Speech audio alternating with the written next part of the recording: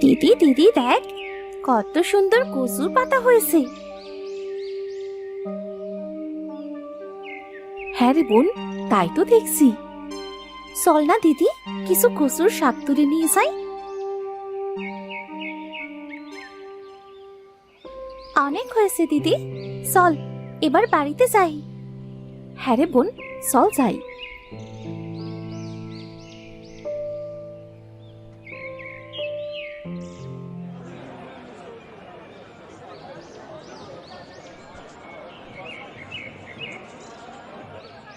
পিঠা খেয়ে যান, পিঠা, মজার মজার পিঠা।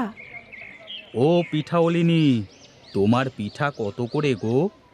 মাত্র 5 টাকা পিস। তাহলে দাও তো, খেয়ে দেখি তোমার পিঠা খেতে কেমন। হ্যাঁ হ্যাঁ, আমাদেরও দাও, তোমার পিঠার অনেক সুনাম শুনেছি। একবার খেয়েই দেখেন, আমার কথা মনে থাকবে। আহা, সত্যি তোমার পিঠাগুলো অসাধারণ খেতে। এই শোনো পিঠাওলিনি, আমাকে কিছু পিঠা দাও, আমি বাড়িতে নিয়ে যাব। ঠিক আছে দাদা।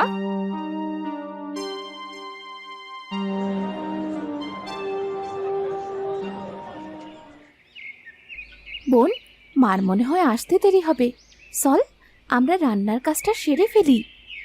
হ্যাঁ দিদি চল, মা সারাদিন কত কষ্ট করে বাড়িতে ফেরে, আবার এসে আমাদের জন্য রান্না করে।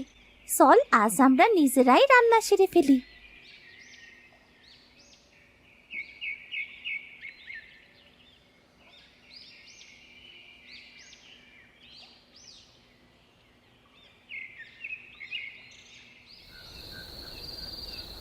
এ কি, মাঝে এখনো বাড়ি ফিরলো না?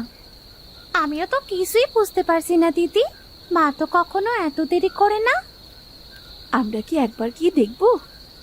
হ্যাঁ দিদি চল, আমরা কি একবার দেখে আসি।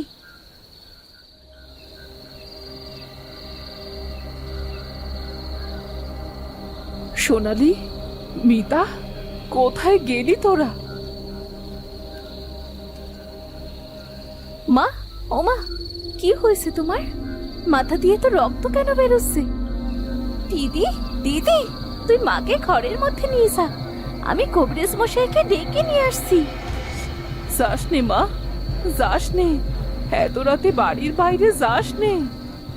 চলো মা, চলো, তুমি ঘরের মধ্যে চলো, মিতার কিচ্ছু হবে না মা।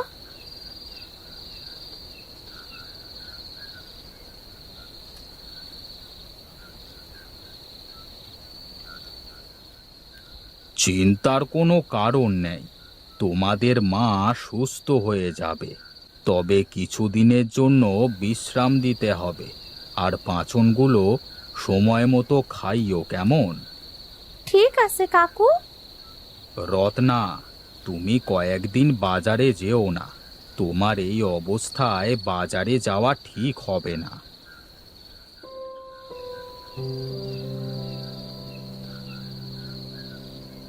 শুনলে মা, কবিরাজ কাকু কি বলে গেল? তোমার কয়েকদিন বিশ্রাম নিতে হবে। কিন্তু আমি বিশ্রাম নিলে সংসার চলবে কি করে? আহ মা, আমরা দু বোন কাল থেকে পিঠা বিক্রি শুরু করব।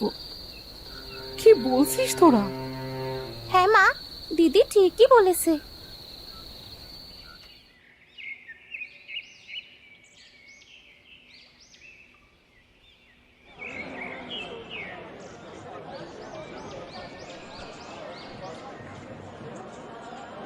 দিদি, আমি পিঠা বানিয়ে দিচ্ছি, তুই বিক্রি কর।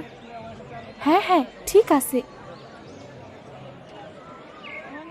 মায়ের শরীরটা খারাপ কাকু, আজ আমরাই পিঠা বিক্রি করতে এসেছি। তা বেশ, আমাকে কিছু পিঠা দাও তো। হ্যাঁ কাকু, বসুন। আরে বাহ, তোমরাও তো তোমাদের মায়ের মতো পিঠা বানাচ্ছ, খুব ভালো খুব ভালো।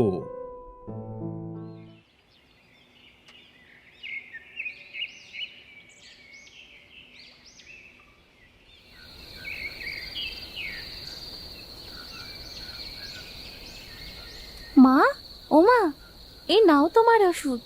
ওষুধগুলো খেয়ে নাও মা। মিতা, যা বোন, মায়ের জন্যে জল নিয়ে আয়।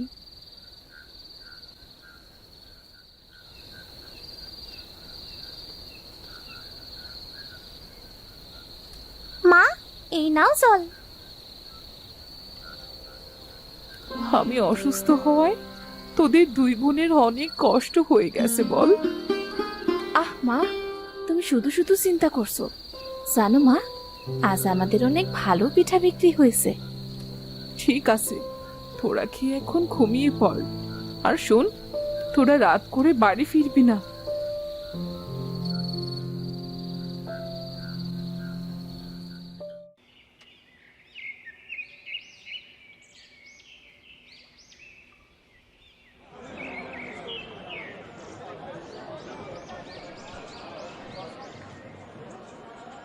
খেয়ে যান, খেয়ে যান, মজার মজার পিঠা খেয়ে যান। আহ, তোমাদের দোকানের পিঠার স্বাদই আলাদা। তা আমাকে কয়েকটা পিঠা দাও তো মা। হ্যাঁ হ্যাঁ, বসুন বসুন।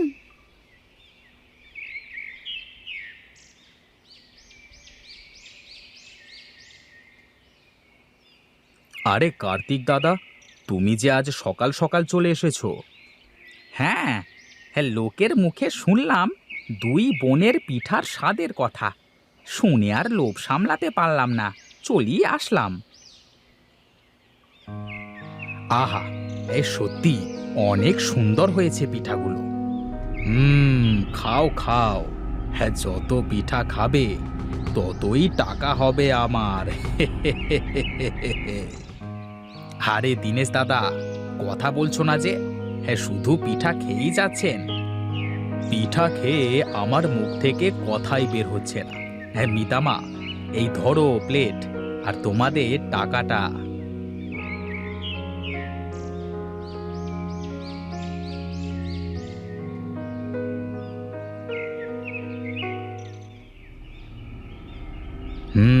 ওই তো, আজ বড্ড লোকের চাপ লেগেছে ওই দুই বোনের পিঠার দোকানে। আজকে কাজটা সেরে ফেলতে হবে। সেদিন তোদের মাকে আমি আজ বড্ড রাত হয়ে গেল, তাড়াতাড়ি বাড়ি ফিরতে হবে। এই, তোর কাছে যা কিছু আছে দিয়ে দে, দিয়ে দে বলছি। হে কি, কে কে আপনি? কে আসো, কে আসো, বাঁচাও, বাঁচাও আমাকে। কেউ আসবে না তোকে বাঁচাতে। এই নির্জন রাস্তায় কেউ আসবে না। কি চান, কি চান আমার কাছে? তোর ওই থলের ভেতরে টাকা আছে, দিয়ে দে, দিয়ে দে বলছি। না না, দেব না, আমার জীবন থাকা পর্যন্ত দেব না। দিয়ে দে, দিয়ে দে বলছি, দিয়ে দে। না না, দেব না।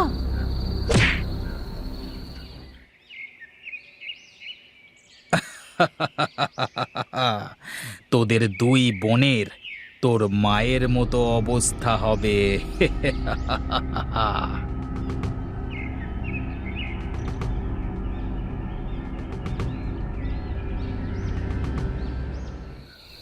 হ্যাঁ রে দিদি, আমারও কেন যেন আজ ভয় ভয় লাগছে। ওই তো দুই মেয়ে যাচ্ছে।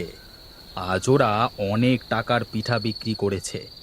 যাই, ওদের থেকে সব কিছু কেড়ে নি। এই, তোদের কাছে যা আছে বের কর বলছি। এ কি, কে কে আপনি? আমার পরিচয় তোদের জানতে হবে না। যা কিছু আছে দিয়ে দে, দিয়ে দে বলছি। না না, দেব না। ভালোই ভালোই বলছি, টাকাগুলো আমাকে দিয়ে দে, না হলে ভালো হবে না কিন্তু। আহ!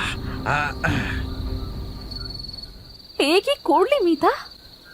ঠিক করেছি দিদি। এই মনে হয় সেদিন রাতে আমাদের মাকে আঘাত করেছিল। চল চল এখান থেকে, কেউ দেখে ফেললে আমাদেরকে যে পুলিশে দেবে।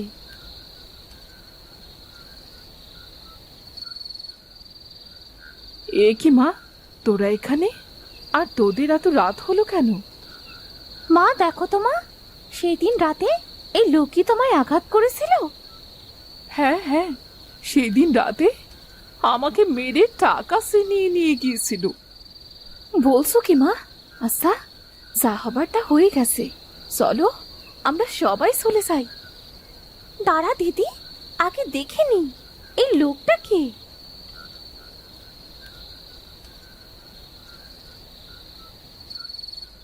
এ কি, এই যে দেখছি দিনেশ কাকু, তার মানে টাকার লোভে ডাকাতি করতে এসেছিল।